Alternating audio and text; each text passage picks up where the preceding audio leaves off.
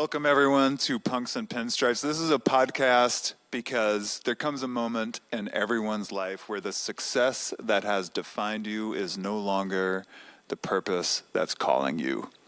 And some of the greatest breakthroughs and innovations of our time come from people who have reinvented themselves in the second mountain of their lives. Tonight, joining us is Cindy Gallop, whose first mountain was as the president of the ad agency BBH, eventually acquired by Publicis. And a few years after she walked out of that job, she reemerged at the TED stage of all places, launching her next venture, something called Make Love, Not Porn.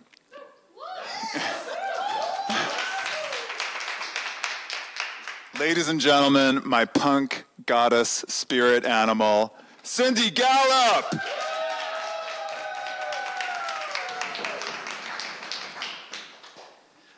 Cindy, I'm thrilled to have you here.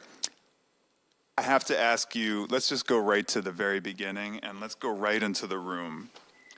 Can you describe to me the conversation that you had with your Malaysian Chinese mother and your English father when you're like, guys, there's been a change of plans.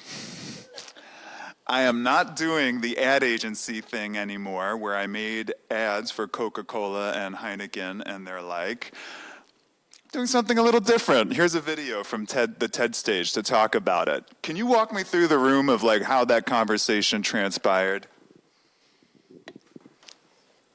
So my parents were vaguely aware that I was doing this thing. And you know, I didn't talk to them about it directly, but they were over we were all in London together. They were over on vacation. I was there to see them. And my father said to me, Cindy, I'd quite like to see your TED Talk. And I thought, okay. So I was staying in a hotel in London, and my parents and I were having lunch in the restaurant downstairs. So I said, come on up to my room. And this is how long ago it was. You know, I went, I'll put a DVD of my talk into the recorder in the room for you. And so they both sat on the end of the bed, and I played them my TED Talk. And afterwards, my father said, that was very interesting, Cindy. And my mother said absolutely nothing. And that was the last we spoke about it. Although I will tell you that, you know, over the years I've been asked this question. And, you know, what I've always said is, my parents know I'm doing a good thing. You know, they may not want to discuss the exact details of what I'm doing, but they know that. And then, you know, before my mother died, which she did last summer, you know, I would say, when people said, you know, so, you know, what does your mother think about what you're doing? I would say, my mother's Chinese. The day Make Love Not Porn is making an absolute goddamn fucking shit ton of money is the day she's absolutely fine with it. Us too.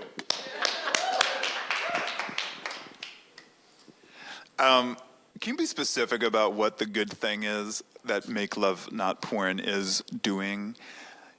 It's not, what's interesting for me about it is that its ambition has always been more macro than its product.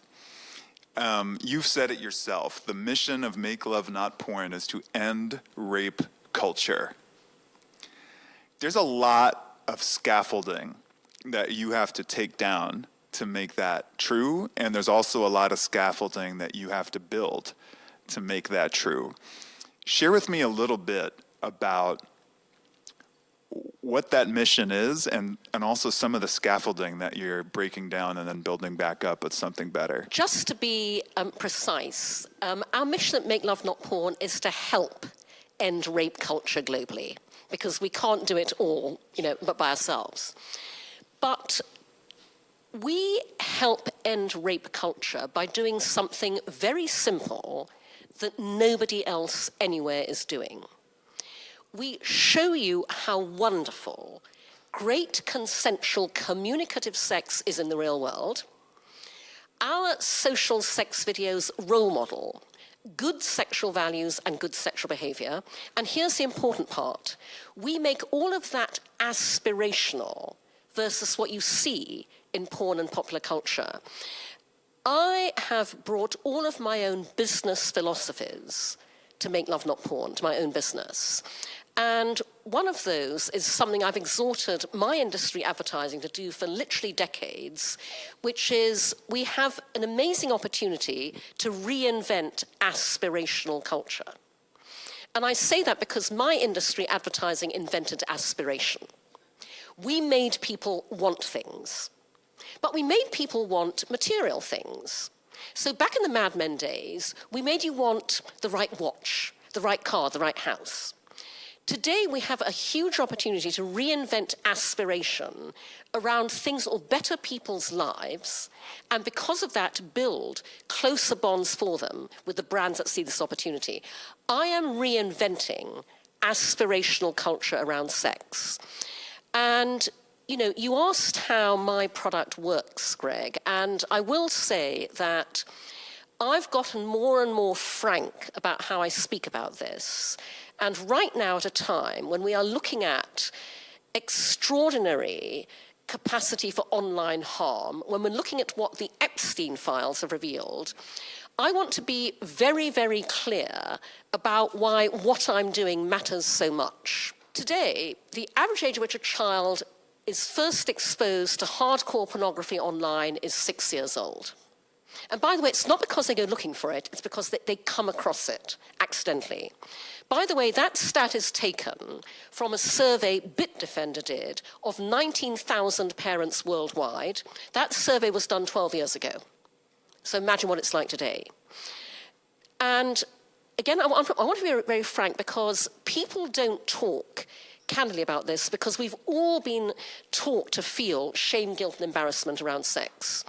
So, you know, nobody's watching porn, they're wanking. This is not entertainment you watch, it's entertainment you masturbate to. And when you are a child and you stumble across something, and by the way, that something can be what someone shows you on their cell phone in the playground. What happens when your child goes around to the neighbor's house, it doesn't matter what controls you have at home, your kids go other places. They are like to stumble across something when it's porn that is utterly traumatizing and at the same time is highly arousing. And that is very, very conflicting to deal with, because porn is entertainment designed to arouse. What you stumble across very early on, what you get turned on by and what you masturbate to shapes your sexual script. At Make Love Not Porn, we have the proven ability to reshape sexual scripts, to arouse people through the power of love, intimacy, and human connection. That is incredibly badly needed, and it's what the world does not fully understand about how we operate. And at the same time, it is what everybody wants. We all want love, intimacy, human connection. The most embittered incel wants love, intimacy, human connection. And we have the platform that can transform people's lives through that. The tide that you swim against is flowing fast and gaining momentum. The Epstein files, I don't know if you want to lump what we just witnessed in Minneapolis, and it's not the same bucket, but there is a paradigm of power. And the technologists and entrepreneurs, and what we're trying to reframe inside of a venture conversation and all of these podcasts, is to flip that power dynamic. There is people who had extremely micro tactical apps, just gimmicks, who now have macro power. And it's not slowing down. And the extent to which, when it gets exposed, the extent to which their power is reinforcing one another's. So you're swimming against a formidable tide. Do you have hope when we're surrounded by news that the tide you're swimming against is formidable and gathering momentum and steam. I absolutely do have hope for a couple of reasons. And you're absolutely right, by the way, Greg.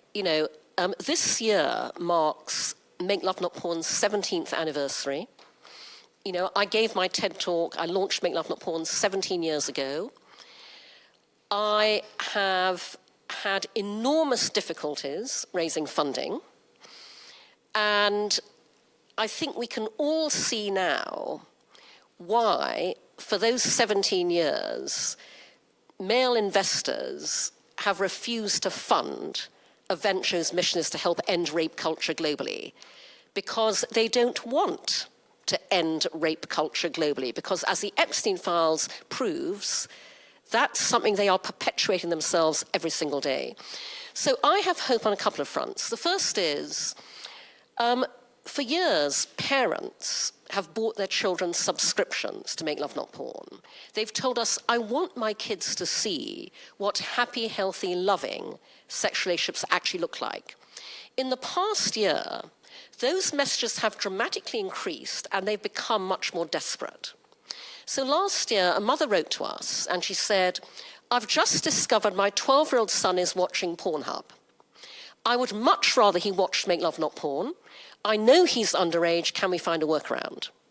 Now, at Make Love Not Porn, we are more legal than legal. We are for 18 and over. The Online Safety Act in the UK has signed off on us. Our age gating is Ofcom approved. But our policy at Make Love Not Porn is parental judgment trumps that. As a parent, you know what's right for your child. As a parent, you are free to join Make Love Not Porn as an adult, and you can then gift a subscription to anybody you want. So that mother's now gifted a subscription to her 12-year-old son. Another mother wrote to me and said, I have 3 teenage sons. I want to buy them each a subscription. Do you have a family plan? And I said to my team, oh my God, we have to put a family plan in place. Last year, the journalist Fleur Britton wrote an article for the UK Times about the importance of talking to kids about sex. She interviewed a mother who said to her, my 12-year-old son was about to go off to boarding school. I knew he'd grow up very quickly there. I bought him a subscription to Make Love Not Porn. She said, Make Love Not Porn is an island of good, healthy sex in a world that desperately needs it. And I'm sharing that because the first thing that gives me hope is 17 years ago, parents would never have written those emails. Today, parents are much more clear-sighted about exactly what their children are encountering and how much we are the solution. The second thing that gives me hope is I'm making my own fucking hope. My future for my venture and fundraising is driven by pragmatism and red-hot rage. For years, people have said to me, Cindy, what keeps you going through all the battles you fight? And honestly, the thing that most motivates me is a dynamic that I call, I'm going to fucking well show you. You tell me it can't be done, I'm going to fucking well show you. Put a barrier on a path, I'm going to fucking well show you. I take all that daily demoralization, discouragement, depression, and turn it into motivation and inspiration. So here's what I'm doing about fundraising in a world where the conventional players do not want to fund me. And by the way, I will just share that my challenge finding investors is and always has been that I know my investors are out there, and there are a ton of them. They are impossible to find by the usual means because they all have one thing in common. Your willingness to fund Make Love Not Porn is entirely a function of your personal sexual journey. It's a function of your personal lens on sex and sexuality that's been shaped by your own experience of it. And I obviously have no way to research and target for that. Not least because sex is the area where you cannot tell from the outside what anybody thinks on the inside. The people who look like they would totally get it don't. The people who look like complete prudes do. So I put what I'm doing out there all the time because I have to attract those investors to me. Now, I'm not leaving it to chance. And by the way, it's worth saying, if your personal experience of sex has been negative, there is no business rationale in the world, there is no pitch deck that will ever make its way through that. So I'm a great believer that when you have a truly world-changing startup, you have to change the world to fit it, not the other way around. If the ecosystem that's meant to enable you to scale and thrive shuts you out, build your own fucking ecosystem. So I have a product roadmap for Make Love Not Porn that I've designed to fund my ventures myself. At the heart of that roadmap is Make Love Not Porn, sex tech, and around it are 4 products: edtech, fintech, adtech, and AI. And by the way, I did not set out to be an edtech founder, a fintech founder, an adtech founder, and an AI founder, but as the saying goes, needs must when the devil drives. So we have just launched the edtech product, which is a global aggregator hub for the best of the world's sex education content that is already out there, but is being blocked, censored, and deplatformed everywhere. Go to makelovenotporn.academy. We just took this live under the radar 10 weeks ago to real-world test it. It's very early stage beta. Please be forgiving. We are loading educators and content on as we speak. We will launch officially once we have a critical mass. But what is especially interesting, I think, is the fintech product. Because my battles come from the fact that every other piece of business infrastructure, other tech startups take for granted. I can't. The small print always says no adult content. And one of my biggest pain points and one of my biggest business growth inhibitors is payments. PayPal will not work with us. Stripe won't. Mainstream fintech won't. So I have said for years, I want to build the Stripe of sex tech. Because the first payments app that welcomes legal, ethical, transparent ventures like mine cleans up. There is a massive opportunity in so-called restricted business. And by the way, that's not just sex tech and adult like mine. It's cannabis. It's psychedelics. It's crypto itself. And by the way, interestingly, it's also sectors that you would not think would be restricted, but are. So in the past few months, I came across separately 2 posts on LinkedIn from female founders, both of them building crowdfunding platforms for different purposes. Both of them had integrated Stripe into their crowdfunding platforms. Stripe has just decided that crowdfunding platforms are restricted business. Stripe refuses to work with crowdfunding platforms. Both these women had integrated Stripe at huge expense and now can't use it. So massive financial opportunity. And so I am working on an app that I call Block Free, because I want to free us all from the blocks of fintech injustice. This is obviously me building a solution to my own problem that everybody else with the same problems can use. But also because, and honestly, never thought I'd say these words positively, it's using crypto, blockchain, stablecoin. This is a stablecoin play. So for years, I've been looking for the right partner. I've found a brilliant one. And what we're doing is we are integrating that technology into Make Love Not Porn. We're going to proof test this on my own platform for payments and for payouts to our creators, our Make Love Not Porn stars, because we have all the same problems, by the way, making payouts to them. When it's working as we want it to, we're going to turn it into a standalone app that everybody else can use. And there are 2 unique things about how it'll operate. Number 1, it'll operate our 100% human curation model. We vet every applicant. They must be legal, ethical, and transparent. And secondly, I've said to our partner, the words crypto, blockchain, and stablecoin must appear nowhere near Block Free. The crypto community has not told their story well enough. Sam Bankman-Fried does not help matters. As far as users are concerned, it'll be money in, money out. And if I can get that right, this is the mass market, mainstream, everyday use case the crypto community is desperate for. And I said earlier, fueled by pragmatism and red-hot rage. I'm very pragmatic. when I prove I can take restricted business payments safely and securely for a reasonable period of time, giant fintech buys me for an absolute goddamn fucking shit ton of money, and that's how I fund Make Love Not Porn. There's a scene in the movie Patton where basically Patton defeats Rommel in the North African desert, and Rommel is mystified by the whole thing, and he says, Rommel, I read your book.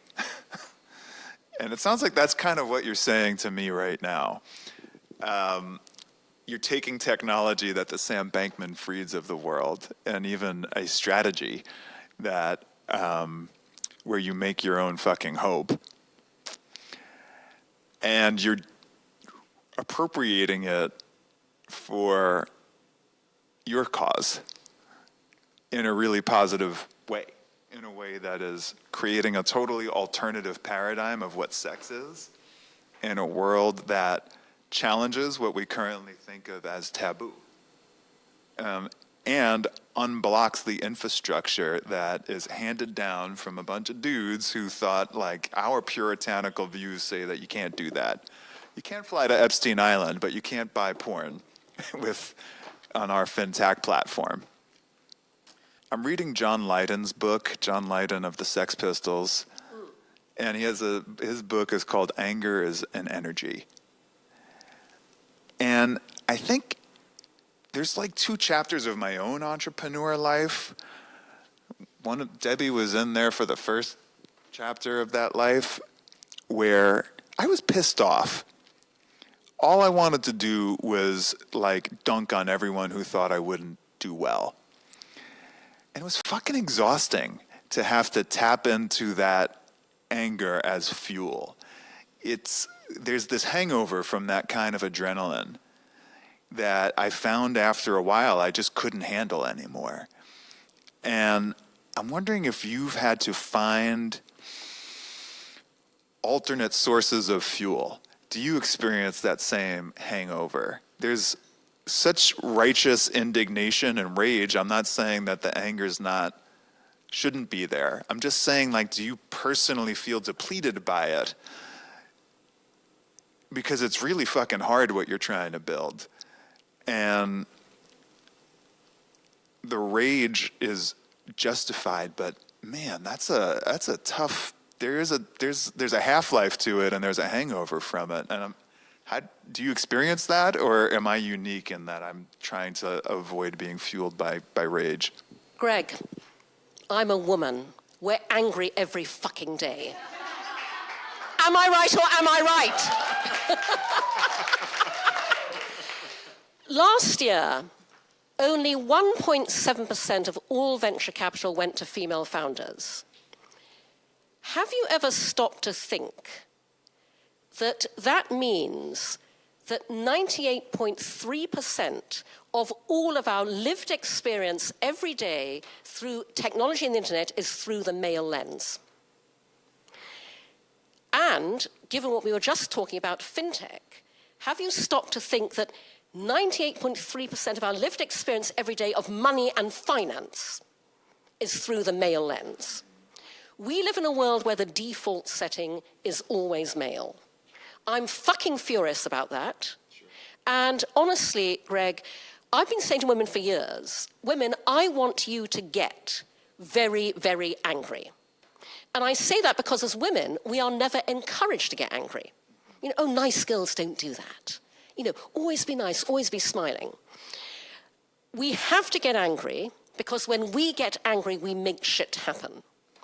So we have an inexhaustible supply of energy born of pure red-hot rage.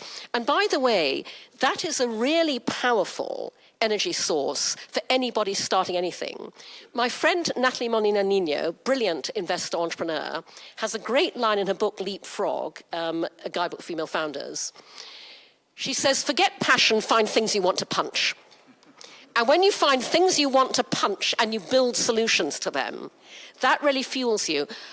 I know how much safer, better, happier, and by the way, not coincidentally, way more lucrative a future designed and built through the female lens, 2 keywords, at scale, would be for all of us, men included. You know, I never get exhausted and hungover from that because I'm fucking determined to make it happen. I think that's a great place for us to close out. I encourage all of you to be as pissed off as Cindy is. Cindy, thank you for staying angry.